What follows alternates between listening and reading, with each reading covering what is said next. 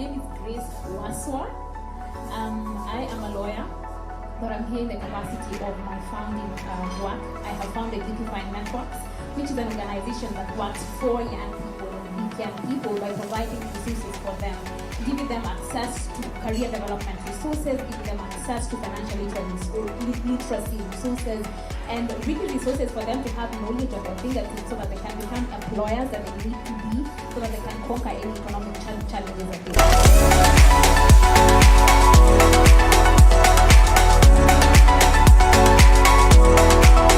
I want to welcome on stage Commissioner.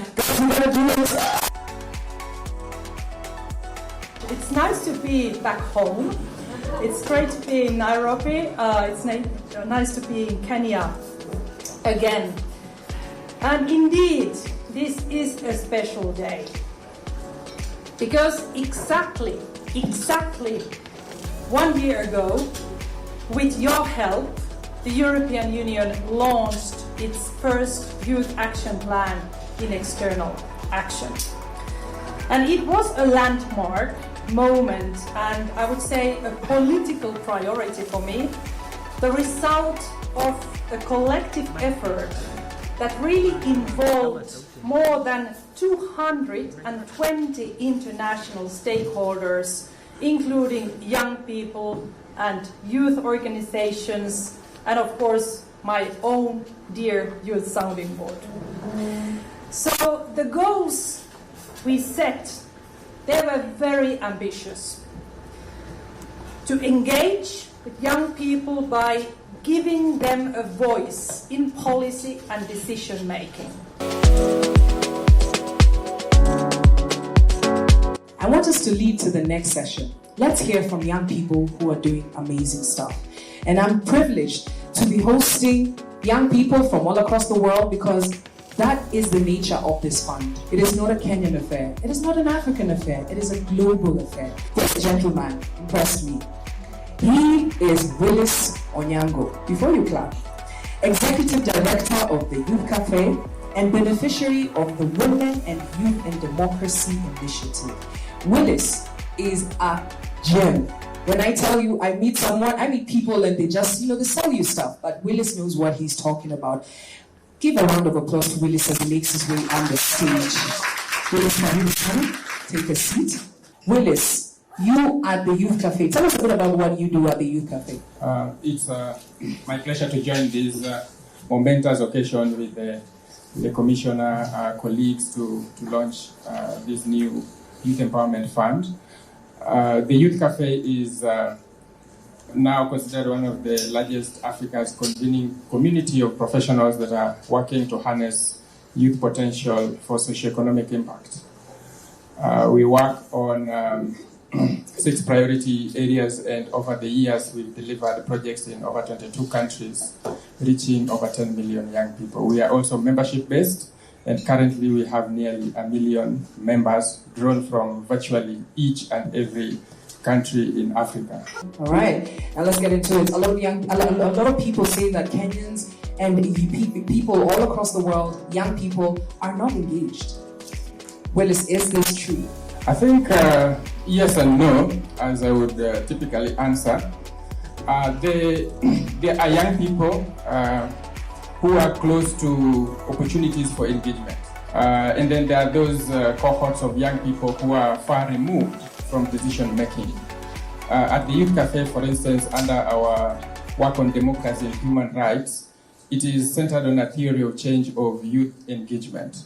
And when we talk of youth engagement, we talk of meaningful youth engagement, using, for instance, benchmarks such as the HEARTS ladder of youth participation, which means that youth are not, it's not box that is ticked or engaged tokenistically, but are meaningfully engaged, such as their voices are heard and concretely shape the decisions that are being made today and in the future. I love it.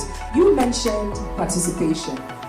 right? A lot of young people want to be involved, want to, be a part of the conversation, but there could be challenges. What do you think those challenges are? Certainly, yes. I think there are a number of challenges. Actually, just giving a highlight of our examples of the projects we are doing under the EU Women and Youth in Democracy Initiative, which is looking at how to enfranchise, empower, and include young people in democratic processes, both at national and international levels. And in that, for example, partnership, we are most recently, led the efforts to celebrate the International Day of Democracy here in Kenya. And before that, we commemorated International Youth Day, which are spaces for young people to express themselves and bring to the fore of democratic processes their unique ideas and challenges. And when you look at, for instance, what we are doing at regional level, because participation is complex. Participation is local, participation is national, international, and regional. At the regional level, we are developing scorecards to measure youth participation in select countries, which means we are able to rank and compare how African countries are engaging meaningfully young citizens. And at the international levels, we are shaping discourses in key moments and processes such as the Summit for Democracy, which is a high-level, states kind of summit, annual summits that bring heads of state to make commitments on democracy. And in those commitments, we want to see commitments related to youth, organized around, recommendations we have ourselves from young people themselves around, for instance, youth freedom of expression, the culture of human rights, and how to support young people in government. Now, challenges are immense. First of all is access to information. You can have a fund, but if young people don't have access to information about it, then there's limits to it. And this, has to be strategic and not ad hoc. In our experiences of, accessing opportunities, it has to be deliberate and ingrained within our own setup as an organization to actively seek out for the information, the guidelines, ensure that we meet the criteria such that we are not technically knocked out. You, before I cross over to Natalia, who is checking in from Costa Rica, at some point you didn't have the funding. You had the great ideas, but you didn't have the funding. You got the funding. How did this scale up your activities, and how did it help?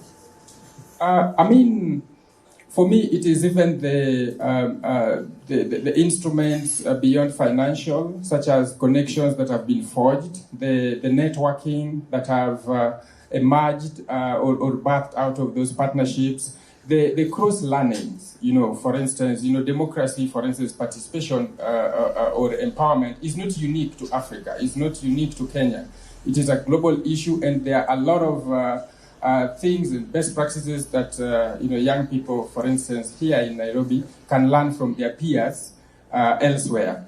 And this, I think, what if you combine with your inbuilt resilience, which is also a key issue, because for us as an organization, it has to be a long term. You have to be it for the long run, not to expect quick returns or quick wins, knowing that also systemic change takes time, and you have to live up to the bill, to be resilient, to be patient, and to network, and eventually have impact. All right, thank you so much. Willis was a recipient of the European Commission's Women in Youth in Democracy Initiative. Got some funding, and you can hear where the funding and how impactful it was. I want us to cross over to Costa Rica. Natalia, can you hear me? Ladies and gentlemen, Willis, thank you so much. I appreciate you for making the time to be here and to be on stage to speak to us. Marianne, for the fantastic work that you're doing. And to the panelists who are at home, thank you so much. Nepal, Sri Lanka, from Costa Rica, I appreciate you all. Thank you so much.